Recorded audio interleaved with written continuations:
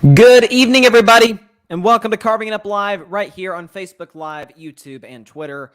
As always, I'm Bryson Carver. As usual, our Thursday shows are absolutely packed.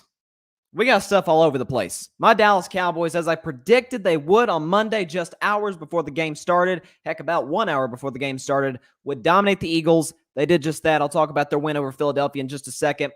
Later in the show, by the way, I'll predict tonight's Thursday night game, somewhat of an intriguing game between the Jaguars and the Bengals. It is the first matchup between two first overall picks from back-to-back years in NFL history. The first time that happened was Kyler Murray and Baker Mayfield in 2019. So that's a little fun fact for you there. Also, Tom Brady and Bill Belichick. We're going to spend some time on this one, folks, because it is nothing short of interesting.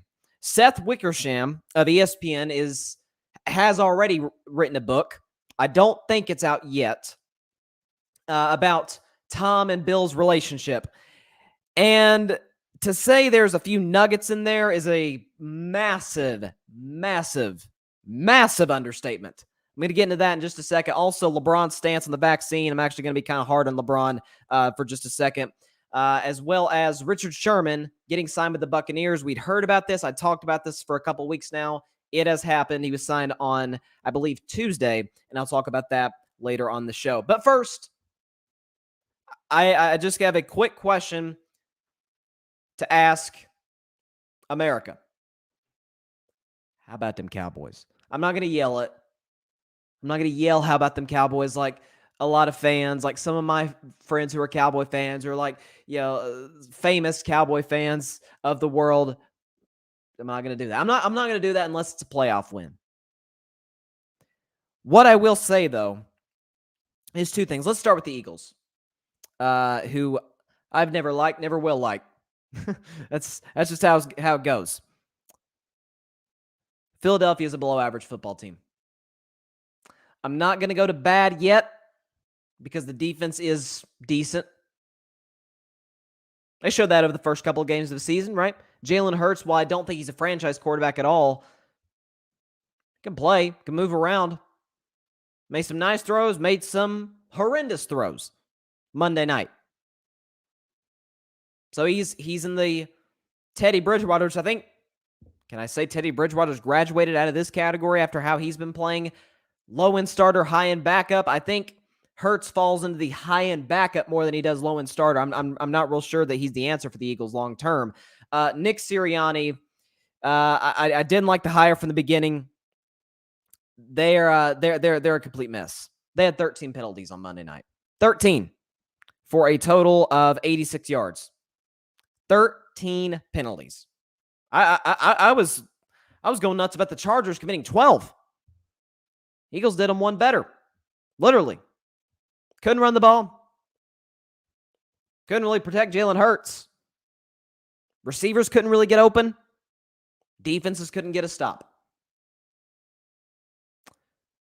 But is that partly because, have you ever maybe thought about this? Is that maybe because the Dallas Cowboys are a great football team and a Super Bowl contender, as I said they would be before the season?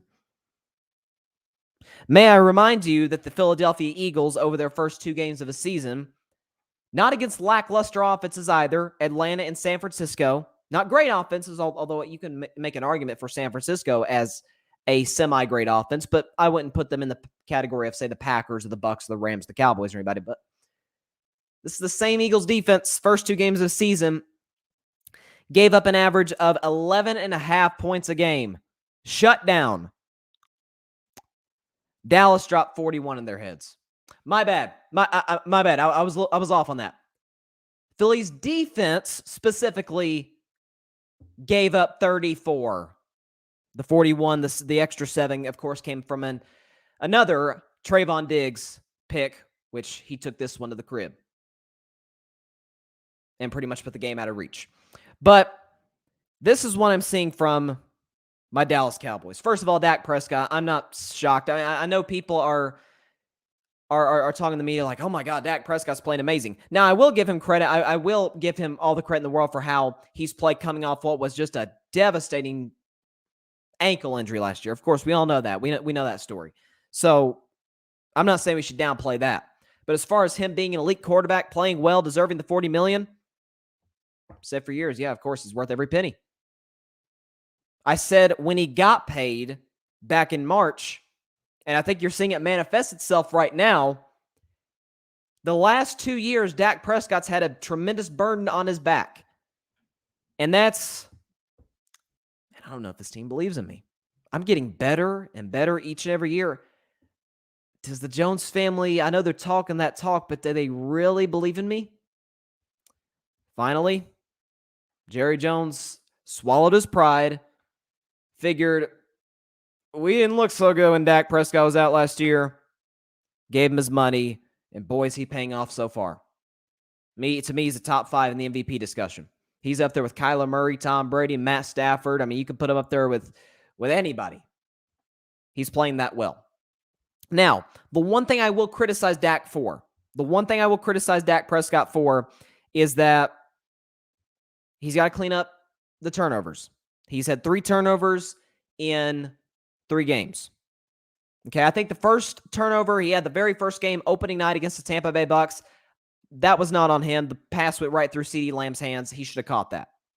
But outside of that, Dak threw a pretty bad interception last week against the Chargers, and on Monday night, got strip sacked in the end zone. That can't happen. You got to get that ball to your hands quick when you're in your own end zone. And, of course, Philly recovered for a touchdown, which tied the game at 7. But after that, it was all Dallas all day, or all night, really. But Dallas has something that they have not had in years. An elite, not a good, an elite passing game and an elite running game. Running game's top 5 in the NFL. They're behind only the Tennessee Titans, who have the best running back in football, the Baltimore Ravens, who have the best running quarterback of all time, right? And their offense is predicated off the run. I believe the 49ers are in front of Dallas. Okay, so they're behind teams that we all know, okay, that's a running team. Do we still really define Dallas as a quote-unquote running football team? I don't think so. You don't pay a guy $40 million a year to hand the ball off a million times. But they've been balanced. Right? The first 3 years of Dak and Zeke's career, of course, they came in as raw rookies in 2016. Dak was really good, but it was a running football team, right? They were a run-first offense. Then starting in 2019, as Zeke started to fall off a little bit, they became more Dak reliant. They became a passing football team, especially once Kellen Moore took over as the offensive coordinator. They started relying on the pass more, but they got nothing from their running game. The story was exactly the same in 2020, up until Dak Prescott got hurt, of course. I mean, Dak was throwing for, the first 4 games of the season leading into the game that he unfortunately got hurt. First 4 games of the season, he broke Kurt Warner's record for the most passing yards in a 4-game stretch in the history of the National Football League. He had to. He didn't have a choice. If they didn't put up 30, they were screwed. They were screwed. Last week, they only put up 21 against a really good football team, the Chargers, who just went on the road and beat Kansas City at Arrowhead. Okay, and Dallas went in that team's building, only put up 20, but ran the ball efficiently. Dak was good, not great, and they won because they played great defense as well. And that leads into what I was going to say about the Dallas Cowboys defense.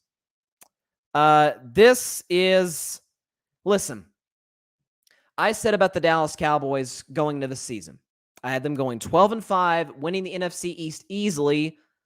That's going to happen. They're going to win this division with their eyes closed. Washington doesn't have a quarterback, and their defense has been a big disappointment. Giants are terrible. Eagles are below average, too terrible. They're in that category. Dallas is an elite football team. But what I said about the Cowboys is what can make them a Super Bowl contender, and what I believe would happen is I'm like, can Dan Quinn make this an average defense? I'm not asking for top 10. After how bad they were last season, could not stop a nosebleed. Cleveland ran all over them. Baltimore ran all over them. Arizona, Washington did it twice. They could not stop the run. They couldn't stop the pass either. They couldn't stop anything. So I would have taken middle of the road. I'd have taken 14th or 15th best defense in the league because of how this offense can score. They can score with anybody. But what I did not expect of the first 3 games is for the Dallas Cowboys defense to lead the whole NFL, not their division, not the conference, the whole NFL, in takeaways. So much so that their starting corner, their number one corner, Trayvon Diggs, the brother of Stephon Diggs, to be the NFC Defensive Player of the month, not the week, the month. 3 games, 3 interceptions, had a pick 6 on Monday, as I mentioned. It was kind of funny, that play on that interception, that pick 6. An Alabama player threw a pass to an Alabama player picked off the first Alabama player and took it to the house. Say that 3 times fast. But what I'm seeing from Dallas is balance. Now, what scares me about the Dallas Cowboys, it's obviously not their offense. Okay, running game's been excellent, so has the passing game. Defense has been shocking. Special teams has been pretty good. Greg Zuerlein, he missed an extra point on Monday, but after that debacle against Tampa, he's been pretty good. I said it last week, the head coach is going to do this team in the playoffs. He's going to do this team in. I've asked for about a year now, what does Mike McCarthy do on the sideline? Honest question. What does he do on the sideline?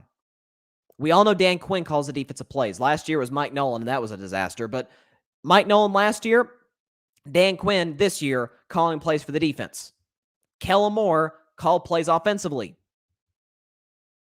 John Fossil, special teams. What does Mike McCarthy do? So I guess at the end of the first half, the clock just, he couldn't see the clock anymore. I guess the clock just went out on him, or like a camera guy was covering Kellen Moore or something. You know, last week, you can go back to what I said. I don't have enough time to get into it today. Got a lot of stuff to talk about. But I pretty much exposed his lie that he couldn't see the clock last week against the Chargers. He could see the clock. He lied to us. But this week, Philadelphia is in a third. I think it was third and like 21. I mean, they were not going to pick up the first down, obviously. Dallas has 2 timeouts. There's about a minute and change left, about a minute 20 left. Actually, I think there might have been only a minute left. You know, Philly's going to probably either run the ball, throw some bubble screen pickup at max 10 yards, and punt. Which is exactly what Philly did. Why didn't you use your timeout? Mike just let the clock run down to 20 seconds. Philly punted. By the time Dallas had it, they had it like their own 15 and took a knee to end the half. What are you doing? I mean, the Peyton Eli broadcast that's on ESPN2, Peyton was, honest to God, he was saying the same thing I was saying. Mike, hey, Mike, call timeout. What are you doing? My man Barry Grant Jr. comments here. All Even Podcasts, he says, October's coming. The new horror movie as Mike McCarthy makes decisions. Yeah, listen, Barry, you got the horror movie about Doc Rivers. It is starting to become just that with Mike McCarthy, because I'll say this. I'm going to go on record with this because I've been thinking about it the last couple of days or so. Maybe actually even the last week or so. Kellen Moore is going to get interviews to be a head coach this offseason. There is no question about that. He is going to get interviews. The first interview that he gets, the Dallas Cowboys need to tell him, we want you as our head coach, regardless of what happens. I don't care if they win the Super Bowl. Heck, they fired Jimmy Johnson after they won the Super Bowl in the 90s.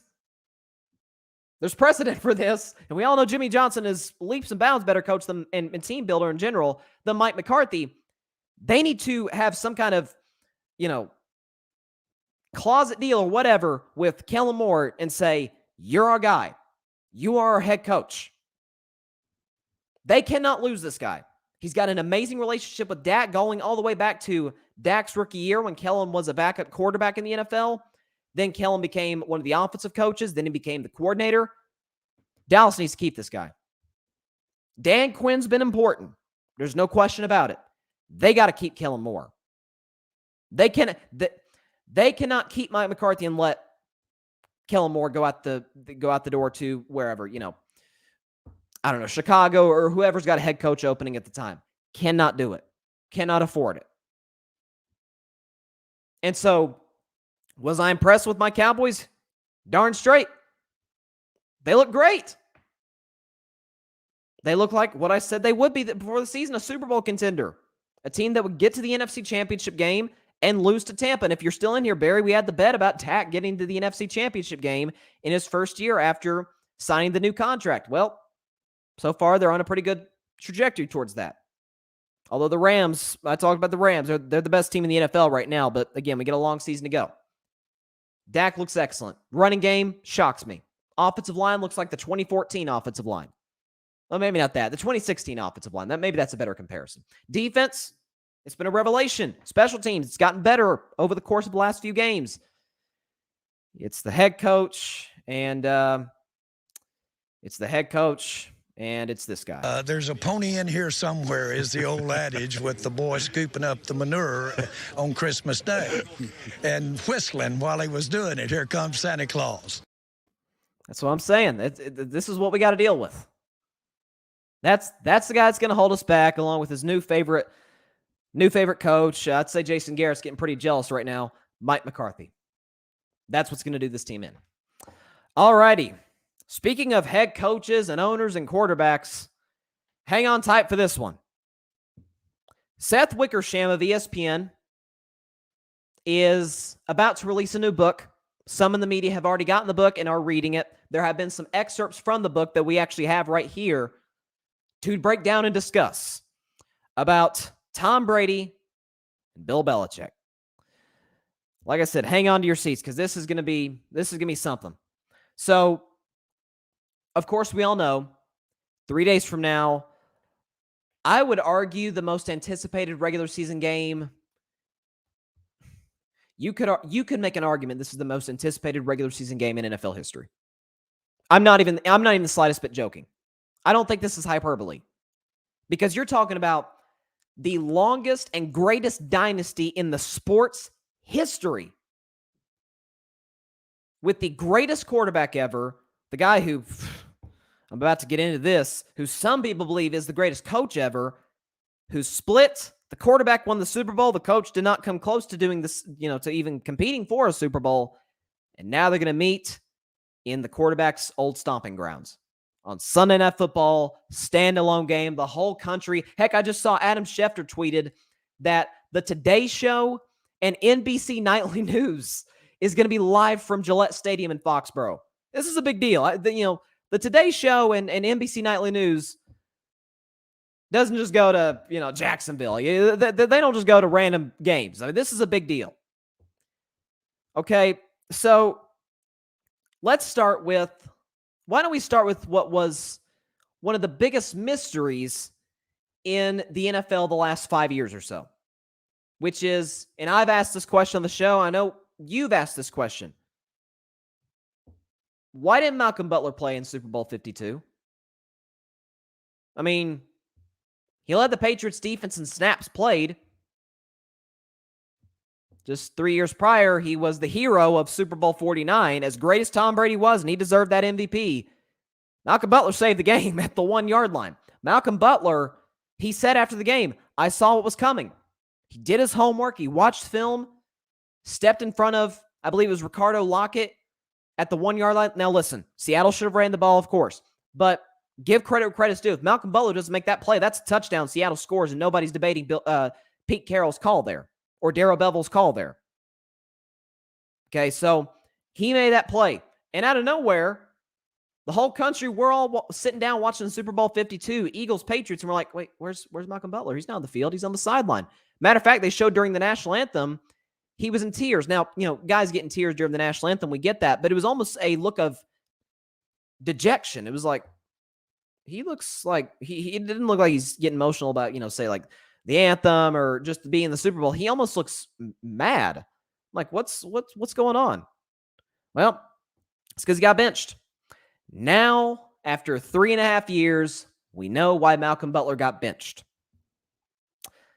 Before Super Bowl 52, he got into an argument with the defensive coordinator, Matt Patricia, about Butler's effort. So Matt Patricia, in his opinion, didn't think Malcolm Butler was giving the proper effort in practice. Belichick took his defensive coordinator's side. Of course, Malcolm Butler played one snap. It was a special team snap in the Super Bowl, so he basically didn't play. And at a team party afterwards, Butler was asked by teammates why he didn't play, why he was benched. Malcolm Butler signaled over to the Patriots coaches. He said, quote, "These MFers." So now we know. Now I know why Malcolm Butler did not play that game. And so there's that. So Bill Belichick believed that, I mean, guys, I can't remember the player's name. There was one player that got like arrested the night before a Super Bowl. I'm trying to remember the guy's name. If anybody in the comments could give me a refresher, that'd be awesome. But there was a guy, I know for a fact, there was a dude who got arrested the Saturday before a Super Bowl, and he played. He got arrested. He got in trouble with the law. He still played. Malcolm Butler just got into an argument. Players and coaches argue all the time. It happens. There's disagreements. But you don't bench a guy just because he got into an argument with your defensive coordinator. A defensive coordinator that, in my view, is very similar to the head coach. Because he went to Detroit, was an absolute disaster in Detroit the 3 years he was there. I called for him to be fired midway through his second season. He lasted all the way to his third, got fired after the Lions got blown out on Thanksgiving by the Bears. And afterwards, anonymous Lions players said, yeah, he was arrogant. We didn't really like him at all. Really? That tells you a lot about him. Tells you a lot about the side Belichick took. So we got a lot more to get into. Okay. Mike Martz, who was the head coach of the St. Louis Rams, at the time St. Louis Rams, the greatest show on turf, Kurt Warner, Isaac Bruce, Marshall Faulk, you know the names. They played the New England Patriots in Super Bowl 34. This was, of course, Brady and Belichick's first Super Bowl together. In Tom's first year as a starter, second year as an NFL player. Mike Martz, the Rams head coach, said that he believed the Patriots taped Rams practice earlier throughout the week. Marshall Faulk also says, the Rams running back at the time, he says that he has no doubt whatsoever that the Patriots taped red zone practice, I believe it was on Friday, the Friday before Super Bowl 34. Sound familiar? Of course it does. Spygate. The Spygate incident. After Spygate in 2008, Bill Belichick and his former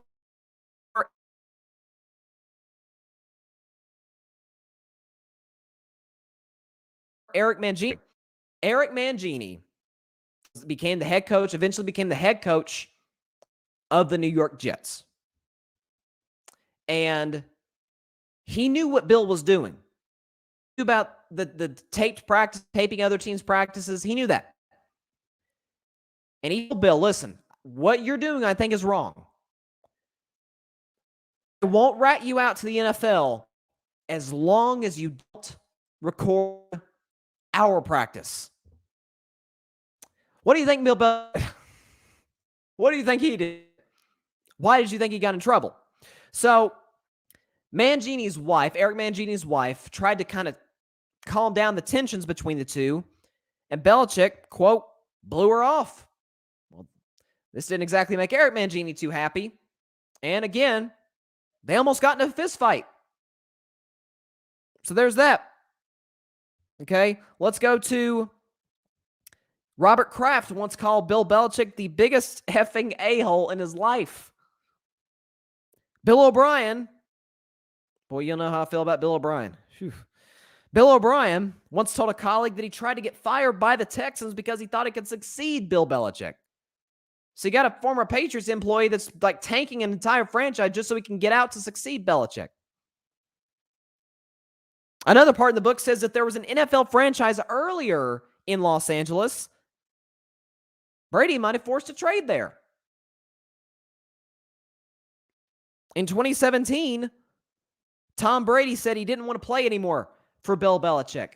Just point blank, I don't want to play for this guy anymore. Which he ended up playing 3 more seasons. And he gutted it through, and then he became a free agent. And to me, this is the worst part. This is the most revealing part. We knew Belichick was cold-blooded. At times, mean-spirited. This goes to a whole new level. When Tom Brady wanted to let Bill Belichick know, he wanted to have a meeting with Belichick to tell him that he was leaving New England. Okay, so he's one to tell, even with all the bad blood that's been going on for years between the head coach and the quarterback, Tom, being Tom, wanted to take the high road, wanted to go out the right way, wanted to go out the classy way, if you will. He wanted to meet in person with Bill Belichick. Bill said he was busy. Instead, met Tom Brady over the phone. Now, according to the book, Belichick called Tom Brady the greatest player ever. Belichick told Tom Brady over the phone he's the greatest player ever. But in my opinion, ladies and gentlemen, that means absolutely nothing. It means absolutely nothing. Because as the old cliche goes, and it's cliche, but we all know it's true, actions speak louder than words. At that point, if I'm Tom Brady, I don't care what Bill Belichick says at that point. I don't care what he says. Because the man didn't even have enough dignity to meet me in person. We won 6 rings together. And you wouldn't even meet with me. You realize, if I'm the greatest player ever, why wouldn't you meet with me? What were you so busy with? I promise you right now, he's saying all the right things in the media and the press conferences. Tom Brady would love nothing more than to throw 5 touchdowns and for Tampa Bay to not beat New England. He doesn't want Tampa Bay to beat New England. He wants Tampa Bay to embarrass New England. That's what he wants. So you're hearing all these details about the book. Belichick wouldn't even meet with Brady when he wanted him to leave. Malcolm Butler got benched just because of an argument with the defensive coordinator. Belichick took the coordinator's side, Matt Patricia. He almost got into a fight with Eric Mangini after he blew off Eric Mangini's wife. What else we got? The Rams head coach, Mike Martz, said that he believed the Patriots had taped Rams practice during the week leading up to the Super Bowl. How about this? Robert Kraft once told a confidant, Bill, quote, Bill was an idiot savant. I gave him this opportunity, which idiot savant doesn't make a ton of sense. John from Fan Perspective Podcast, man, I butchered that. He said, got to make the time, shaking my head. That's what I'm saying. You can't even make the time if he's your greatest player. Bill has said before Lawrence Taylor is the greatest player he's ever coached. Listen, LT was a monster. Greatest defensive player of all time. He's the last defensive player to win an MVP. Beast. He ain't Tom Brady. And so he couldn't make the time of day to talk to a guy who he's coached for 20 years. 20 years. You realize how long that's been? Okay, when Tom Brady was drafted by the New England Patriots, Bill Clinton was our president. It's been a minute, okay? So the fact that they've been together that long, they've been through a lot. The triumphs of winning, the lows of Spygate, and even Deflategate. Let's throw this out about Deflategate. This doesn't come from the book. This comes from the mouth of Bill Belichick in a press conference. Okay, so Deflategate, which I've always said, is the biggest bunch of baloney scandal that the NFL's ever had. Because as we all know, cold weather deflates footballs. It has been scientifically proven. Don't want to get into that. The point is, John says he wasn't born, Ella. No, I was not born. I would not be born for another 3 years. So thanks for reminding me of my age there. But it's been that long. So there you go. But Tom was getting the majority of the blame. Belichick got the blame for Spygate, as he should. Tom got the blame for Deflategate. They asked Belichick about it, and while most coaches would defend their quarterback, Belichick says, oh, you'll have to ask Tom. He wouldn't even take up for his guy. In a press conference at one training camp, I think it was Tom's 40th birthday, which, 40th birthday, that's a big one. And a reporter asked him, they said, have you mentioned anything about Tom's birthday? And Bill said, he mentioned like a backup right guard's birthday was the next day. It's like, come on, man. When Tom Brady against the Jacksonville Jaguars, a defense that was called Saxonville, it was so good. When you get a nickname, that's when you know you're in elite territory. You're really good. But in that AFC Championship game, Tom Brady down 10 in the fourth quarter, did what he always does, came back on Jacksonville, won the game, Patriots advanced to the Super Bowl where, of course, the aforementioned Malcolm Butler benching happened. But they beat Jacksonville, got to the Super Bowl. Tom, that week, he got hit, a helmet hit. I think it was Rex Burkhead, a running back's helmet, hit Tom's throwing hand. He needed multiple stitches to repair it. There was actually some question as to whether Tom would even play. It was that serious. With a stitched throwing hand, Tom Brady led the Patriots back to beat Jacksonville. They asked Belichick about it after the game. They said, how about Tom Brady? How about how well your quarterback played today? Bill Belichick said, wasn't exactly open heart surgery. You can't even give the man credit? Come on. What we know in the NFL now, I showed the clip a week ago with John Harbaugh with Lamar Jackson, right? Late in that Kansas City-Baltimore game where John Harbaugh was asking Lamar, you want to go for it? Lamar, you want to go for it? Lamar said, yes. Okay, let's go for it.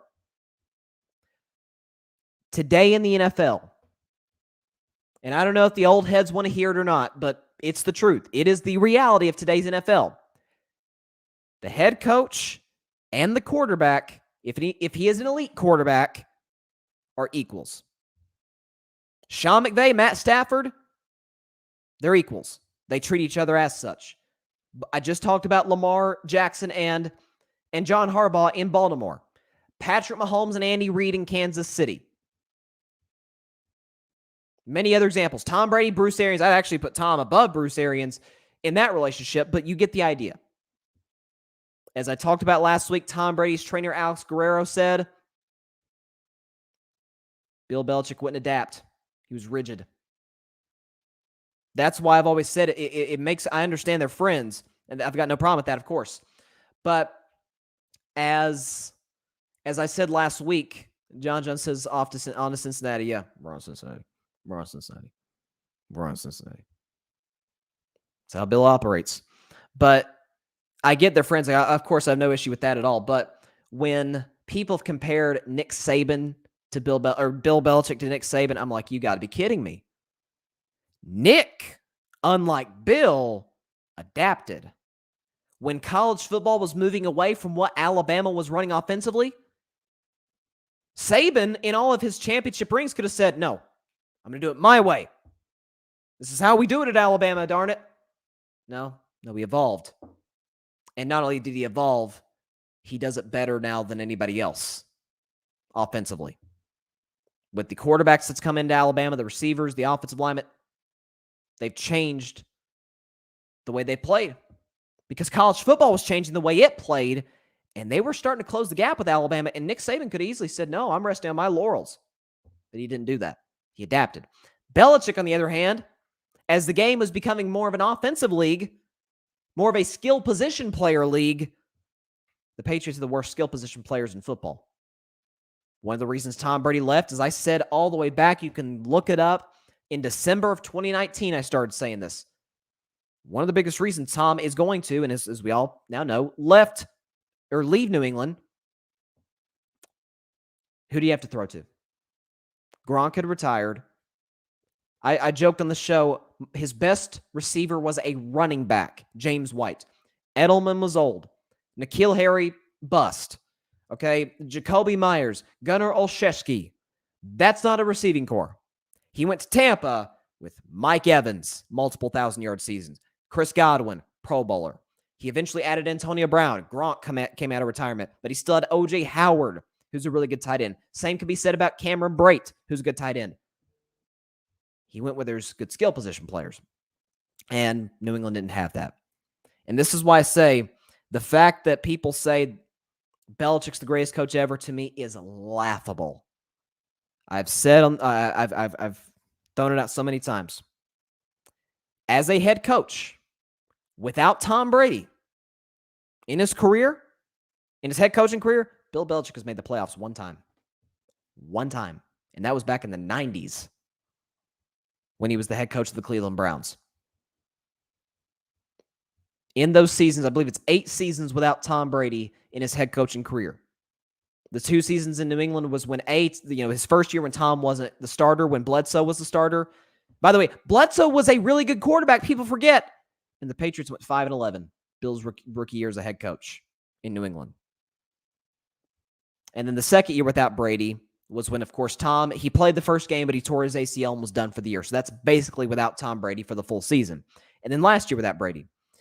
Belichick has made the playoffs one time and has only 2 winning seasons. Johnson says Tampa going to blow them out. That is what I'm feeling right now.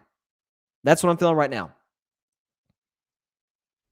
They're both going to want to come in and prove a point. Tom has the means to do it.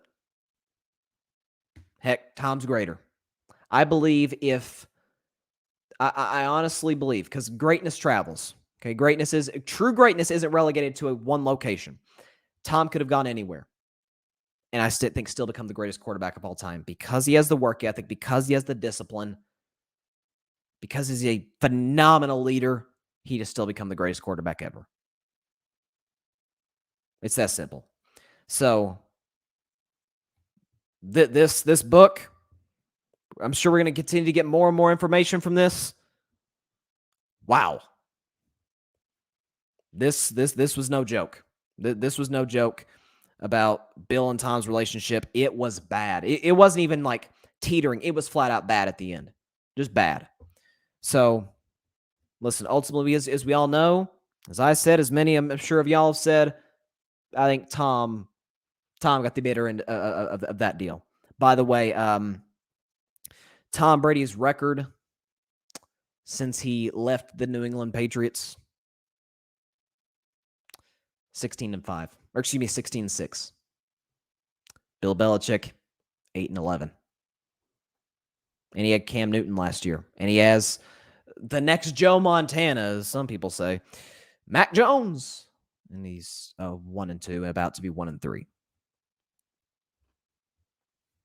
So that's just what always bothered me about people calling Belichick the GOAT coach. I'm like, I'll give him this. He's a great defensive coach. I have no doubts about that.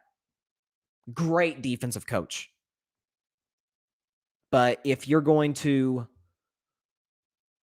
put GOAT coach on him above Bill Walsh, who literally changed the way offense is played, Vince Lombardi, who the freaking trophy is named after, Tom Landry, who's the head coach of the Cowboys for 29 years, Don Shula, who's got the most wins ever and is the only, in the Super Bowl era, the only head coach to lead a team throughout the season and the playoffs without one blemish on the record, the last undefeated season in NFL history. And you think Belichick's greater than him? I mean, Andy Reid. Patrick Mahomes is great. Best quarterback in the league, but Andy Reid's won without Patrick Mahomes with some good, not great quarterbacks. Alex Smith, Donovan McNabb. Good, Mike Vick. Good, very good quarterbacks, but not what you would call Hall of Famers like Peyton Manning, Tom Brady level. I mean, like, none of those three guys I mentioned are on that level. Not even close. Andy Reid's won elsewhere without Patrick Mahomes. The same cannot be said about Bill Belichick. I can't wait for Sunday night. I can't wait. I mean, I've got members of my family that aren't even like diehard sports fans, and they can't wait. So you can imagine how I, and I'm sure all of y'all out there feel. All right, aside from the most talked about divorce, if you will, in sports, really since probably the 98 Bulls, let's talk a little bit about Richard Sherman. Richard Sherman, as we talked about the last couple of weeks, some of the reports that were coming out from Schefter, from Ian Rappaport, especially about Richard Sherman was talking with Tampa. He had worked out for Tampa. Of course, we all knew he was a free agent, probably the best free agent available. And he signed with the Tampa Bay Bucs on Tuesday. And I think it's an excellent move. And then number one, what I will say is that it goes back to a point that we all pretty much knew going back to last year. And it's a reason I listed a few weeks ago about why I think Tom Brady can play till 50. Can, and I'm not saying will, but can, is he's going to attract free agents. Really good veteran free agents who at this stage, they've made their money. They just want to win championships. That's why he got Antonio Brown and Gronk and Leonard Fournette. And that's why the other day he got Richard Sherman. Now, of course, as we all know, Richard Sherman's no longer in his prime. That's been established. But what he's going to bring to Tampa Bay is leadership. He brings leadership, and look, the dude can still play football at a high level. He was outstanding on that San Francisco 49ers defense that led them to the Super Bowl just 2 years ago. He was really good that year. If I'm not mistaken, he may have been a Pro Bowler. I can't confirm that, but I think he might have been a Pro Bowler. So it speaks to how good he was. Okay? And so, listen, this is a Tampa Bay secondary, and this is why I said the Rams are the best team in the NFL right now, is because the one area where Tampa Bay is awful, the secondary, the Rams are outstanding. Well, Tampa got a little better. And what Sherm can do, of course, we know he can still make plays in the field. Not like he could like his Seattle days, but he can still make plays. He's a very smart corner. And because of that intelligence on the football field, he can, the guy did go to Stanford. He's no dummy. So with that, he can help some of his teammates. Right? Jamel Dean. Who's the other guy? Antoine Winfield Jr. These guys have struggled at the start of the season. Now, I get they played 3 good to great quarterbacks the first 3 weeks of the season, but still, it's the same defense that held Patrick Mahomes to 9 points in the Super Bowl. It's the same defense that shut down Aaron Rodgers in the fourth quarter of the NFC Championship game. It's the same defense that shut down Drew Brees the entire game in the divisional round in New Orleans. So the secondary has not showed up. It got better the other day. Without a question. It's going to be a long season. Tampa, along with everybody else, still got 14 games to go. But what you added to the Bucs is just more veteran leadership, a smart player who's going, in my opinion, going to be a first ballot Hall of Famer. He makes their secondary better in 2 ways on the field. One, just how good of a player he is. And 2, gets to coach these other guys up. It's a huge, huge, huge, huge signing by Tampa Bay. And props to them for making this move. Now, of course, as we all know, he does still have some legal issues going at this point. And we all saw the video at his in-laws' house. It was scary. It was a horrible, horrible, horrible look on Richard Sherman. But I've always believed, and this is part of what's wrong with today's society, we can't judge everybody off their worst moment. Okay, Richard Sherman, what he did, we're not, of course, Lord knows, we are not condoning what he did that day at all. It was awful. But his track record says he's good in the community. He's an excellent leader on the football field. He's a family man. Even there's a reason his wife was, trying to put out this stuff like, hey, this is not my husband. This is a guy who probably had too much to drink and lost it. Just lost it. And thankfully, no one was harmed. And this is a great opportunity for Richard Sherman to prove, hey, that's not me. That's a me. I don't know that man. So it's a great opportunity for him personally and professionally. And for the Buccaneers, it's huge for their secondary, as I just mentioned. So I like the signing, and I think it helps them tremendously. And I still believe Tampa Bay, when it's all said and done, is going to be the last team standing. Even with the Rams being the best team in the league, I think Tampa Bay is going to be the last team standing. Let's get back to the NBA for a second. Let's get back to the vaccination thing, which I had a whole spiel on Monday regarding Kyrie and Andrew Wiggins, Mr. I have strong on my beliefs, but it's none of your business what my beliefs are, whatever. But the Lakers had their media day on Tuesday. Most of the NBA, if not all the NBA outside of the Lakers, I think, had their media day 3 days ago on Monday. The next day, Tuesday, the Lakers had theirs. And of course, LeBron was asked about the whole vaccination issue, and here was his answer. When it comes down, for me, I can speak about myself. I think everyone has their own choice to do what they feel is right for themselves and their family, things of that nature. I know that I was very skeptical about it all, but after doing my research and things of that nature, I felt like it was best suited for not only me, but for my family and for my friends. And, and that's why I decided to do it. So, but as far as, you guys should know me, anything that I talk about, I don't talk about other people and what they should do. I speak for me and for my family, and that's what it's about. But you don't think that the issue is important enough for someone with your stature to speak out on? We're talking about individuals' bodies. We're not talking about something that's, political or racism or police brutality and things of that nature. We're talking about people's bodies and well-beings.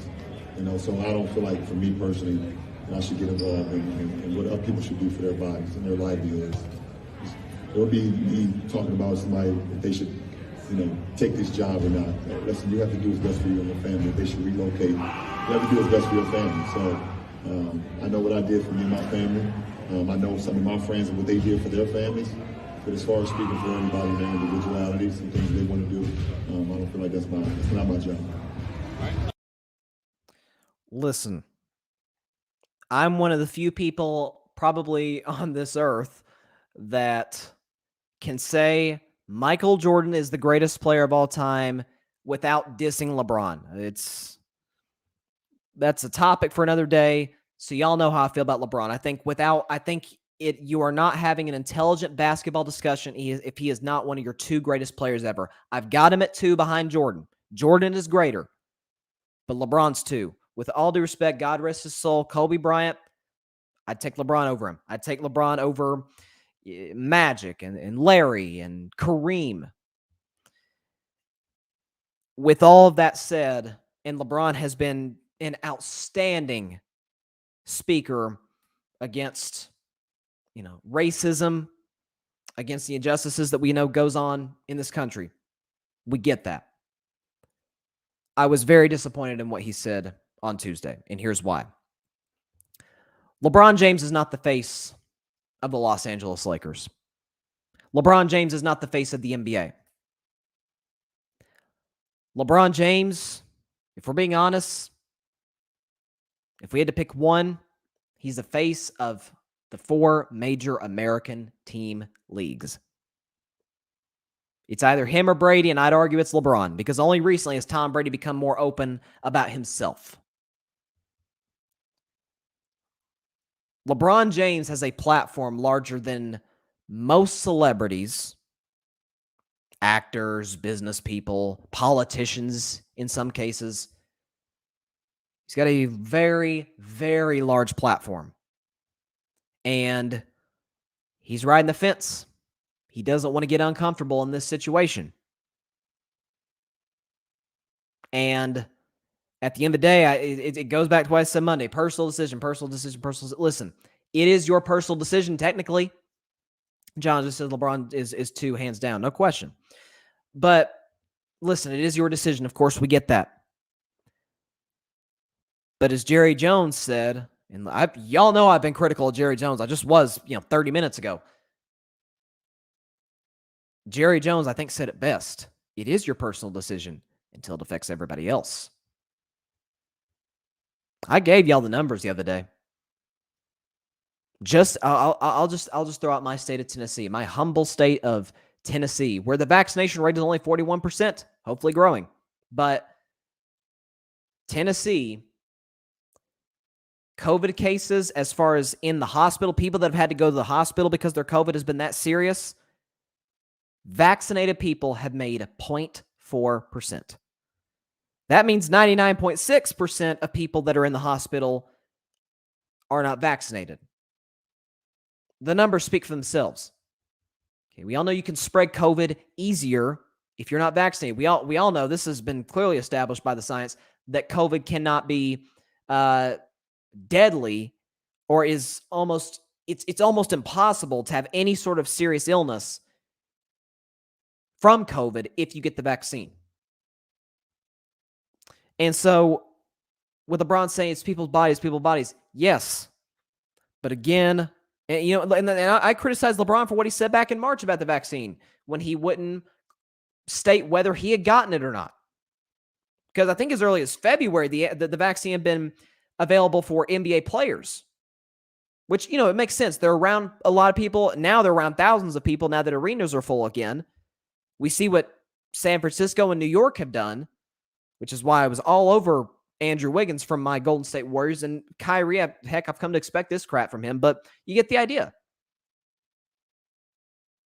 And so LeBron just riding the fence, not wanting to get uncomfortable with this. I got to be critical of. Like I said, he is the face of American sports. He is the most recognizable athlete in American sports. I mean, you could say Serena, you could say Tom Brady. There's a handful of athletes you could throw out. You could say NBA players, but a lot of those, it's just because they're really tall, right? Like they stand out. But I'm saying just their face alone, like, oh, yeah, that's LeBron James. Like, he's bigger than basketball. He transcends the sport, right? And as I've said, and as I've commended him for a good year and a half, boy, has he been outspoken. I mean, his whole career, but especially the last year and a half with the whole George Floyd thing and everything that's happened since. LeBron has been incredible speaking about these issues. And this is a big one. This is a really big one. Because we want to reach herd immunity.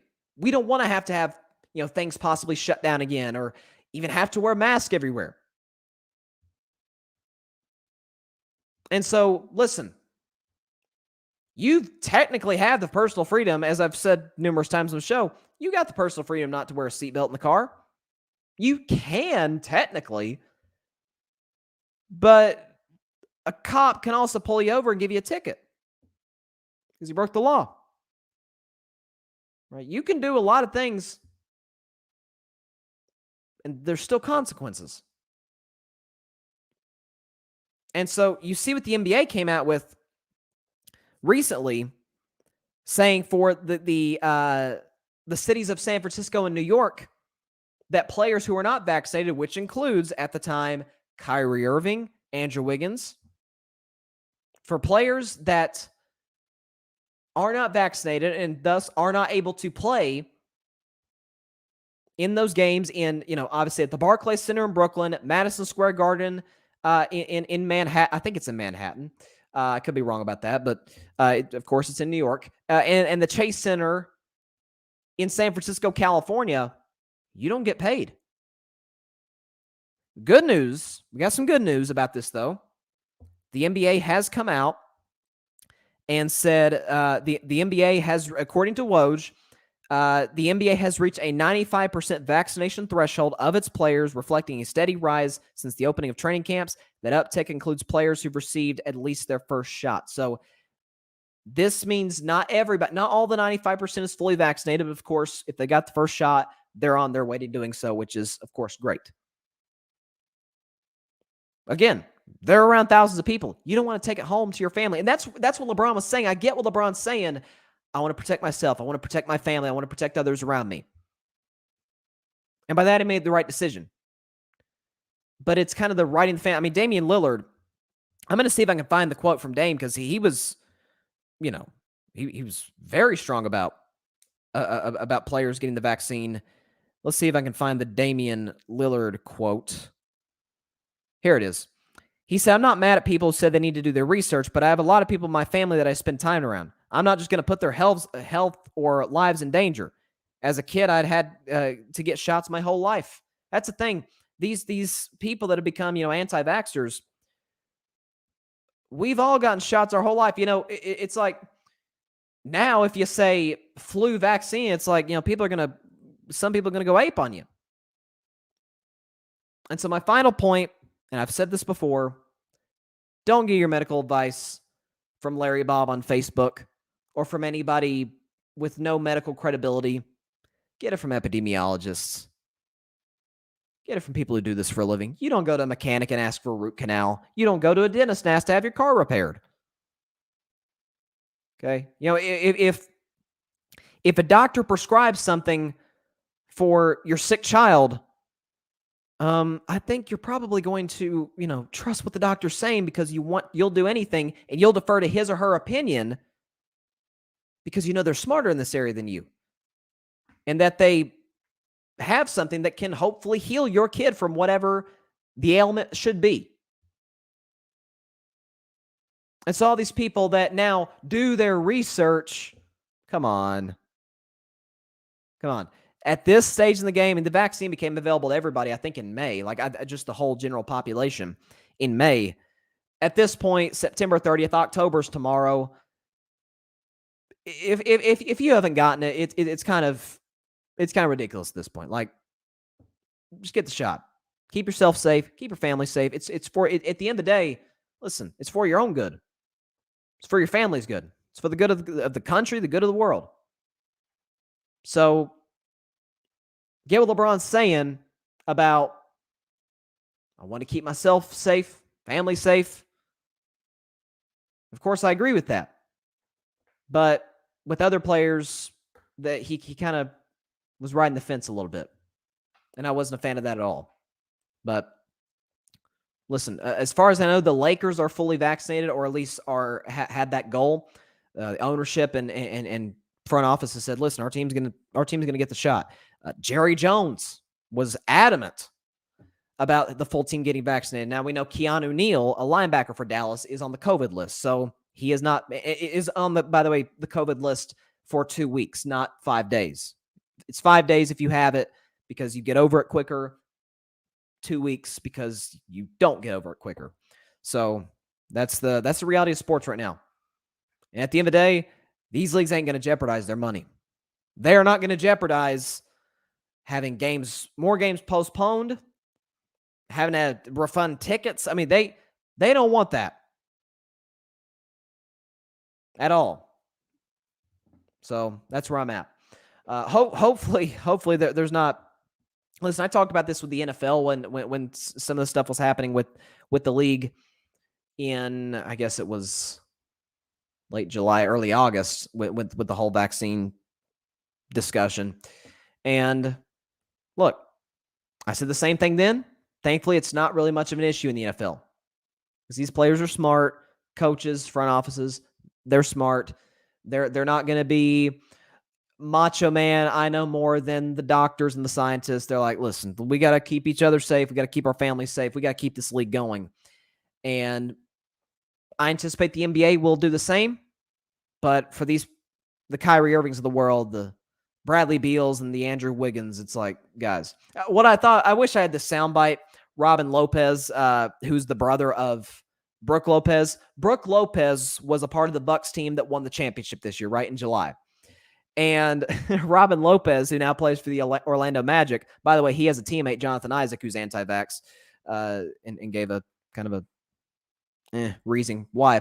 But Robin Lopez was asked about it. His brother won in a championship, and he kind of took a shot at some of these guys that are speaking against the vaccine. He was saying, I'll have to double check. I need to do my research. Did my brother really win a championship? Like, I don't know. I'll get back to you, but I'll have to do my research on that. So, little humor there from the big man in Orlando. So, good for him. All right. Week 4 kicks off tonight. NFL, Thursday Night Football. We've had some games to start the season. I mean, somewhat intriguing games, but not games where you're like, oh, I have to watch this. And tonight is in that group. Next week, we got Seattle and the Rams. That's going to be awesome. I believe that game is in Seattle, if I'm not mistaken. Regardless of where the game is, that's going to be an outstanding football game. But we got a somewhat intriguing game. The 0-3 Jacksonville Jaguars, the 2-1, the winning team's got a winning record. Cincinnati Bengals face off tonight in Cincinnati, Ohio.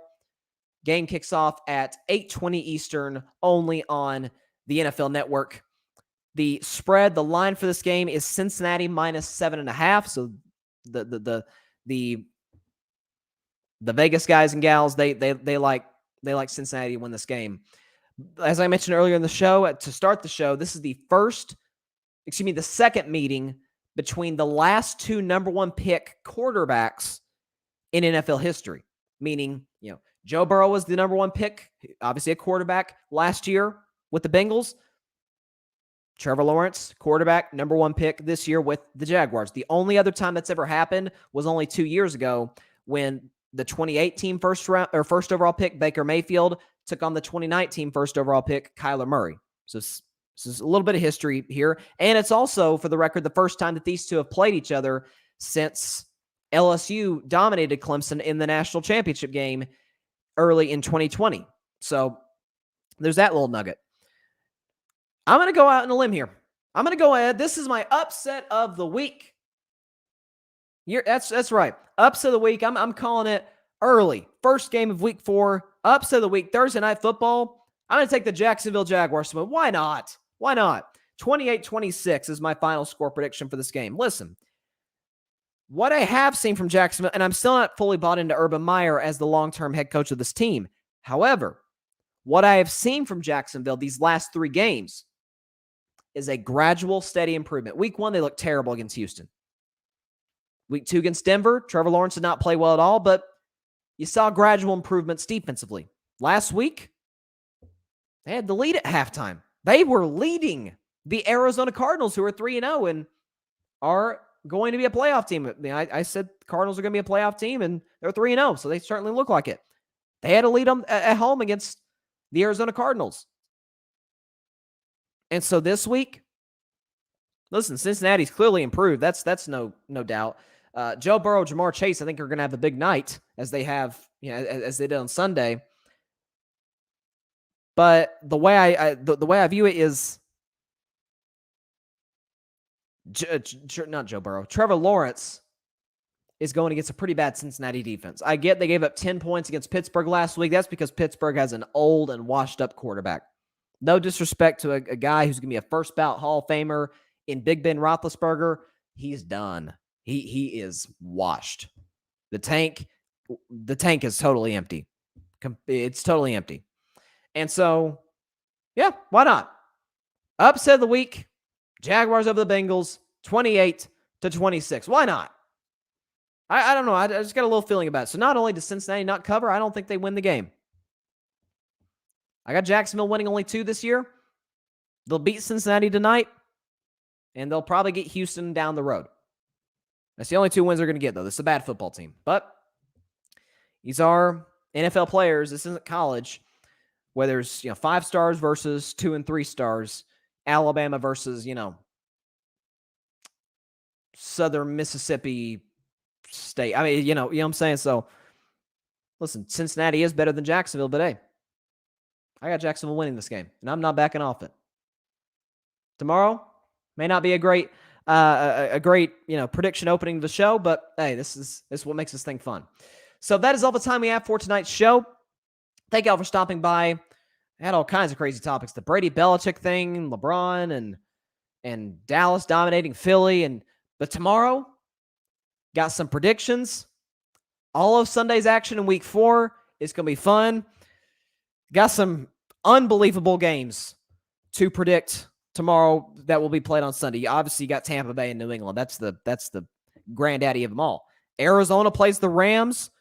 You got the Ravens going against the undefeated Broncos. Dallas plays the undefeated Panthers. Chiefs look to get back on track against Philadelphia. I mean, you got some interesting matchups here, and week 4 is going to be fun. So I'll predict all of week 4 outside of Monday Night Football, which I'll save for, of course, next Monday.